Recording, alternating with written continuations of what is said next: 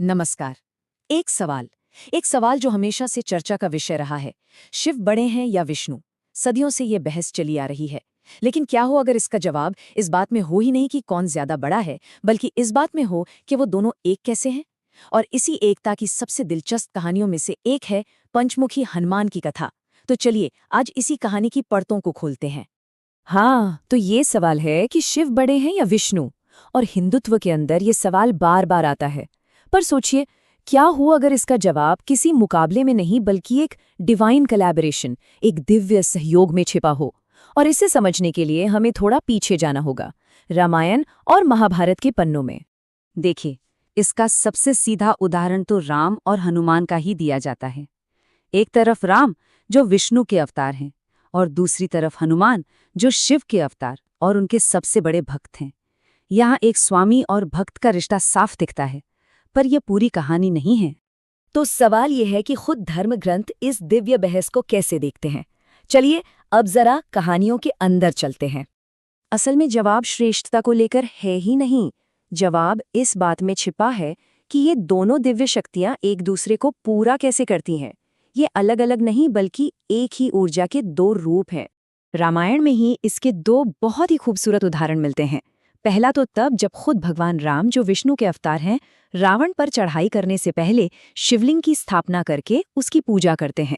और दूसरा हमारी आज की कहानी पंचमुखी हनुमान की, जहां शिव और विष्णु के अलग अलग रूप एक ही मकसद के लिए एक हो जाते हैं।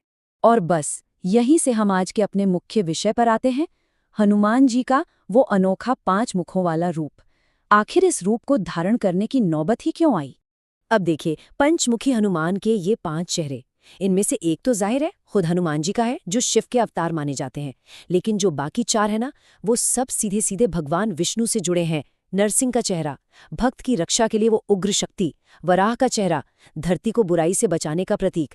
हयग्रीव, ज्ञान और बुद्धि के रक्षक। और फिर गरुड़, भगवान विष्णु के वाहन, असीम गति और शक्ति का प्रतीक। मतलब शिव और विष्णु दोनों की शक्तियां एक ही रूप में। वराह अवतार में भगवान विष्णु ने एक सूअर का रूप लेकर पृथ्वी को एक राक्षस से बचाया था और उसे ब्रह्मांडीय सागर से बाहर निकाला था। ये रूप धर्म की फिर से स्थापना का प्रतीक है। और नरसिंह अवतार, जब भगवान विष्णु आधे इंसान और आधे शेर के रूप में प्रकट हुए। क्यों? अपने भक्त प्रहलाद की रक्षा करने के लिए और राक्षस राजा हिरण्यकशिपु का अंत करने के लिए। और हयग्रीव अवतार, जिनका सिर घोड़े का था, उन्हें ज्ञान का रक्षक माना जाता है। कहते हैं कि इन्होंने ही पवित्र वेदों को राक्षसों के चंगुल से बचाया था। तो अब यहाँ सबसे बड़ा सवाल उठता है, आखिर ऐसी क्या मुसीबत आ पड़ी थी कि हनुमान जी को इतना असाधारण और शक्तिशाली रूप लेना पड़ा? इसका जवाब रामायण की बहुत ही रोमांचक घटना में छिपा है। इस कहानी के केंद्र में है रावण का भाई अहिरावण और उसका एक ऐसा माया जाल जिसे तोड़ना लगभग नामुमकिन था। ये जो अहिरावण था, ये पाताल लोक का राजा था और तंत्र मंत्र, काला जादू, इन सब विद्याओं में उसे महारत हासिल थी। वो एक बहुत ही ताकतवर और खतरनाक दुश्मन था। तो हुआ ये कि युद्ध के बीच अहिरावण ने एक चाल चली। वो छल से राम और लक्ष्मण को अगवा करके पाताल लोक ले गया और वहां उसने अपनी देवी को बलि चढ़ाने के लिए एक ऐसा माया जाल रचा। 5 दिए 5 अलग अलग दिशाओं में जल रहे थे और शर्त ये थी कि अहिरावण तभी मरेगा जब ये 5 दिए एक साथ बिल्कुल एक ही पल में बुझा दिए जाएं। अब सोचिए, ये कैसे मुमकिन था? ये तो एक तरह से नामुमकिन काम था। और एक नामुमकिन समस्या को सुलझाने के लिए एक ऐसे रूप का जन्म हुआ जिसकी किसी ने कल्पना भी नहीं की थी। इस मुश्किल हालत में हनुमान जी ने अपना पंचमुखी रूप प्रकट किया। यह कोई सिर्फ चमत्कार नहीं था, बल्कि उस समस्या का एक सटीक और अकेला समाधान था।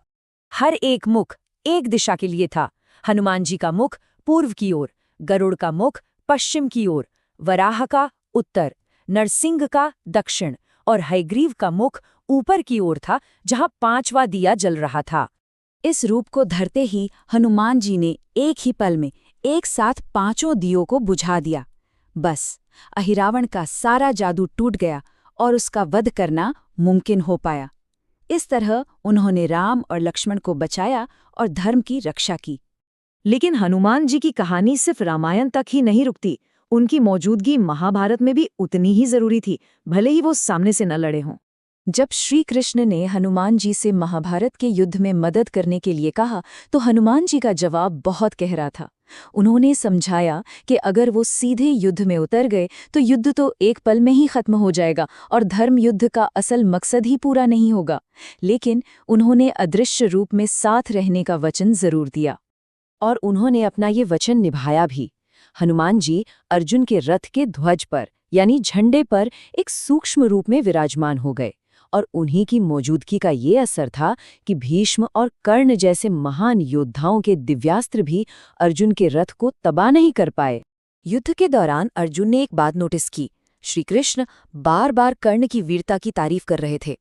अर्जुन को ये देखकर थोड़ी हैरानी और नाराजगी हुई। उन्होंने कृष्ण से पूछ ही लिया कि आप हमारे दुश्मन कर्ण की तारीफ क्यों कर रहे हैं?